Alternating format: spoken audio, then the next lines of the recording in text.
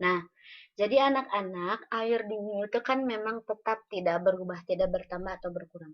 Tetapi ketika ada banjir, seolah-olah air itu bertambah lebih banyak di bumi, itu bukan karena airnya yang bertambah, volume airnya yang bertambah ya, tetapi karena memang keadaan kondisi alam di buminya sudah tidak baik. Misalkan kurangnya serapan tanah karena tanahnya banyak dibangun oleh bangunan-bangunan yang beraspal, atau kurangnya pepohonan yang dapat menyerap air sehingga airnya tidak terserap oleh tanah dan menghasilkan banjir.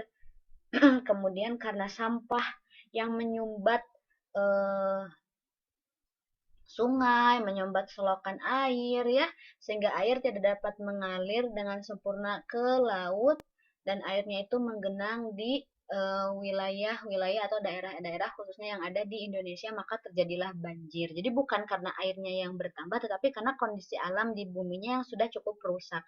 Atau misalkan ketika kondisi di wilayah kita kekurangan air, bukan berarti airnya berkurang anak-anak ya, tetapi memang kondisi alam kita yang eh, cukup tidak baik.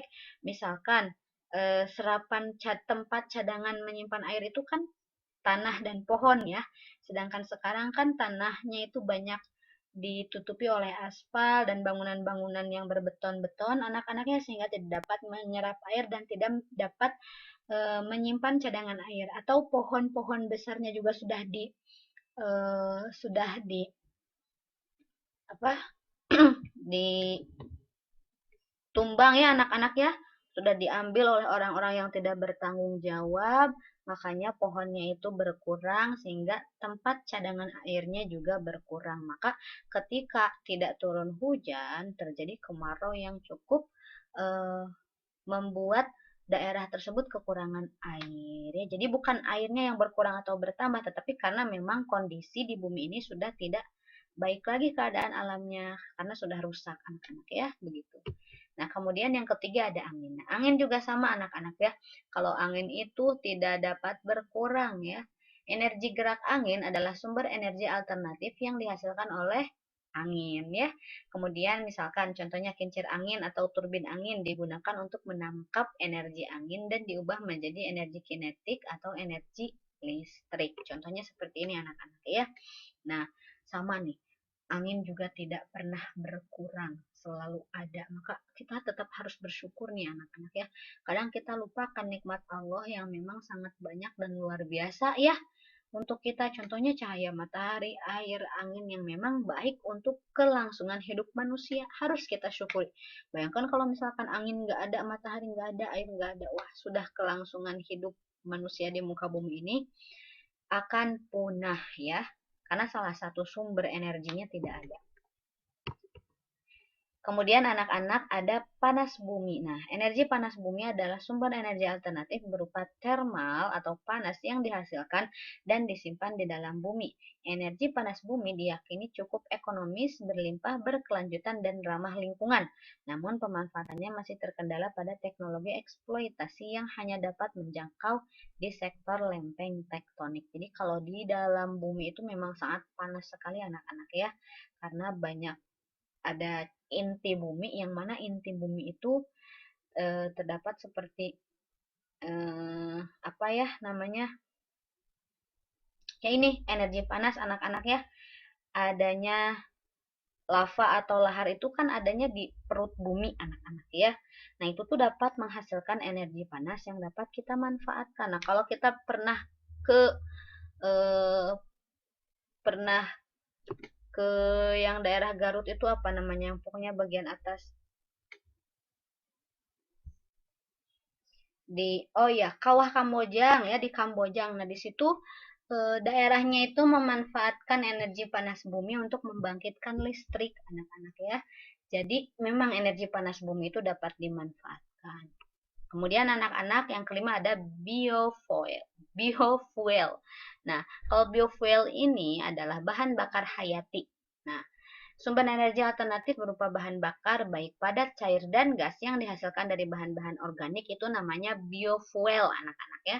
Sumber biofuel adalah tanaman yang memiliki kandungan gula tinggi seperti sorghum dan tebu, dan tanaman yang memiliki kandungan minyak nabati tinggi seperti jarak, ganggang, dan kelapa sawit. Nah, ini dapat dimanfaatkan sebagai energi bumi ya anak-anak ya.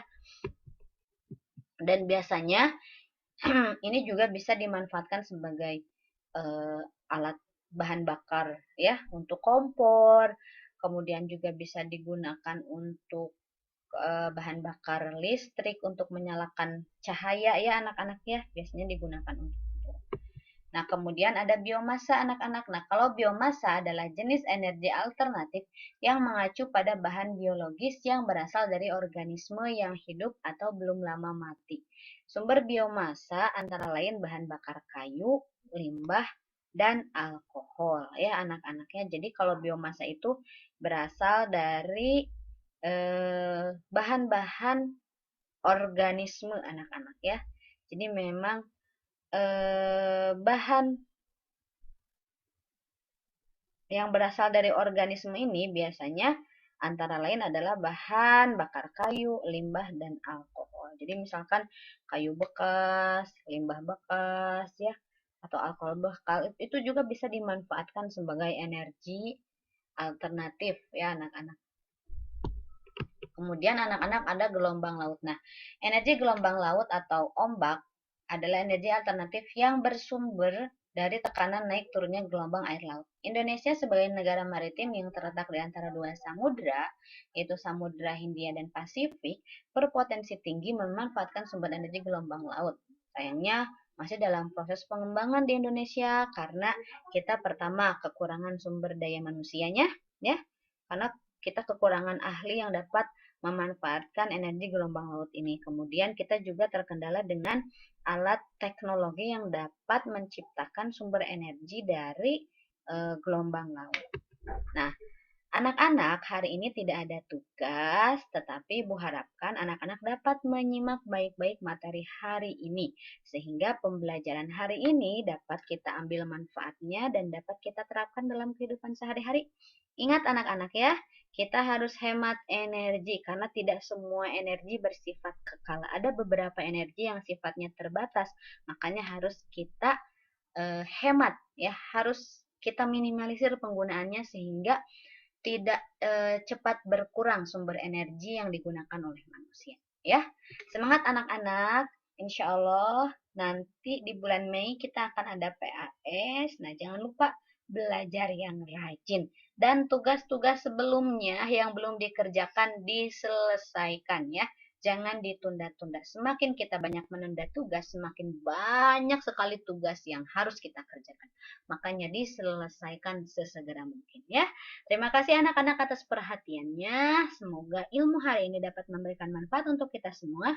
Wassalamualaikum warahmatullahi wabarakatuh.